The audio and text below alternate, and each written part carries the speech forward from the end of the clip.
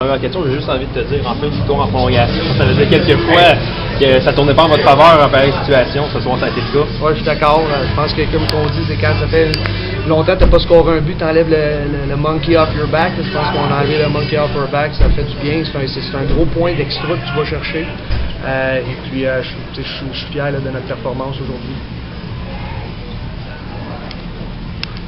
Coach Richardson, belle performance ce soir en overtime.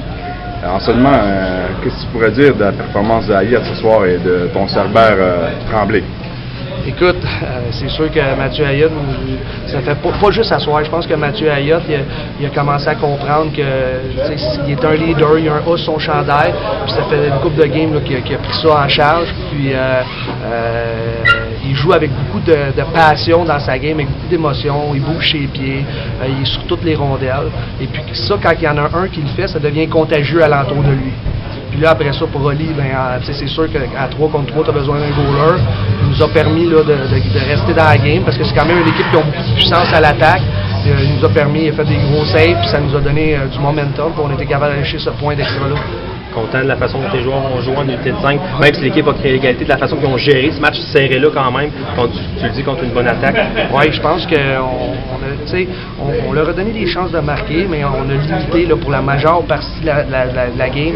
On était vraiment en tête. On avait fait des ajustements. Les gars, ils ont acheté les ajustements qu'on avait faits, et puis on les a limités. T'sais, quand tu donnes 2 buts et moins là, contre une équipe comme ça, là, les Odette, vous avez limité les retours. Oui, les retours. Ils ont quand même beaucoup de power en avant. Là, puis leurs défenseurs sont beaucoup offensifs. Ils viennent beaucoup là, appuyer l'attaque. Ça fait en sorte qu'il faut qu'ils soient alertes. Je pense que les gars ils ont été alertes. Ça ressemble à quoi le discours du coach quand c'est serré comme ça? Les gars peuvent tomber à jouer 9 heures. Oui, bien le discours du coach, c'est vraiment là, de garder ça la game simple.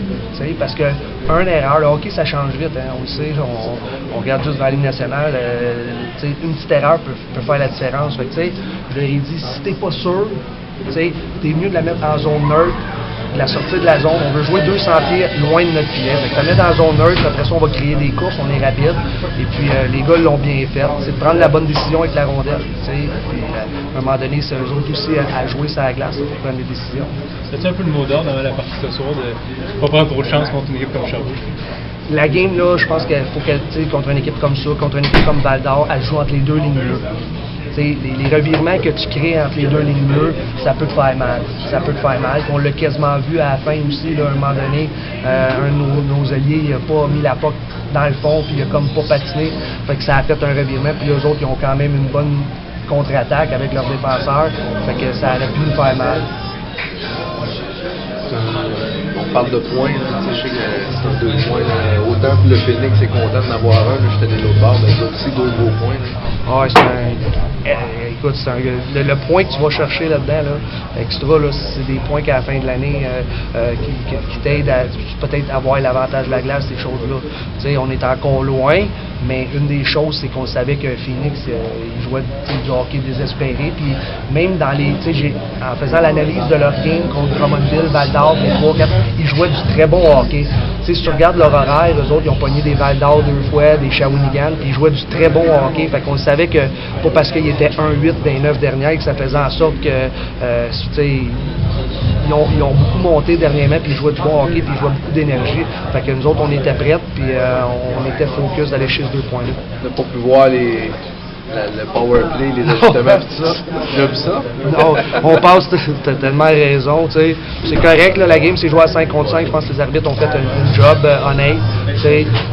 La seule affaire, c'est que tu passes tellement de temps à travailler avec les unités spéciales, à faire du vidéo, puis mais tu sais, ça va payer. C'est juste que la prochaine game, on va pouvoir, on n'a pas rien à changer, parce qu'on n'a pas eu le temps de voir les ajustements qu'on a faits.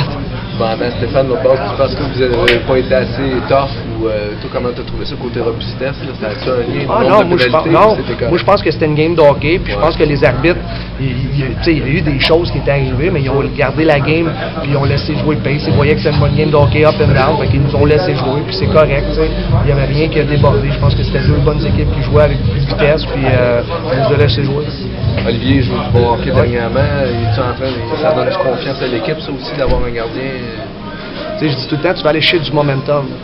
Que ce soit avec un but en power play, un block shot, mais quand ton bowler fait un arrêt clé, c'est sûr et certain que ça te donne du momentum. Puis là, présentement, Olivier, il fait les arrêts clés. À l'overtime, il nous a fait des arrêts clés. Là, quand tu as Pelletier qui s'en vient en breakaway comme ça, là, je peux te dire que j'étais en dessous du banc, puis je prie, mais il faut que tu aies confiance, puis on a confiance en lui présentement, puis il a fait la job. Pascal, pardon, Pascal, pour votre voyage en Abitibi, c'est une belle... Ça a tellement été une surprise. Moi, à 3h30, Étienne m'a appelé. On avait réussi à dévancer son rendez-vous aujourd'hui parce que demain matin, ça faisait juste pas de sens. Là. Il fallait attendre après lui. On avait attendu. Là. Puis le docteur, il a dit, garde, c'est guéri, que t'attendes vendredi aux assoirs. Puis là, Pascal m'a achalé toute l'après-midi. Je veux jouer, je veux jouer, je veux jouer, je veux jouer. Écoute, on a décidé de le mettre. On a essayé de l'utiliser de la bonne manière. Puis on l'a bien utilisé. Mais là, ça va lui donner une autre journée, une autre pratique vendredi matin.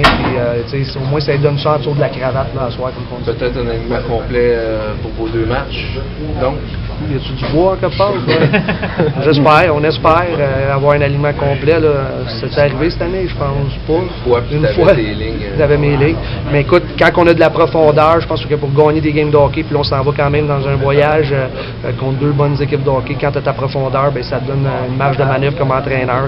Sinon, le soir que ça ne tente pas, ben, à un moment donné, il y en a d'autres qui sont à 3, à 4 qui attendent de monter eux autres. Merci beaucoup. C'est nous autres. Merci beaucoup.